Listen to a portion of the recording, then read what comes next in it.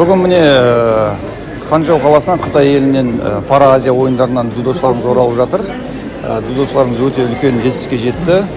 Біздің Атырау облысынан 7 спортшы қатысып, соның 5-еуі жүлде орынға ие болды. 3-еуі күміс, 2-еуі қола болды. Жалпы жарыстың ұйымдастырылуы өте үлкен дәрежеде болды. Және барлық халықаралық қауымдастықтың барлығы айтып жатыр.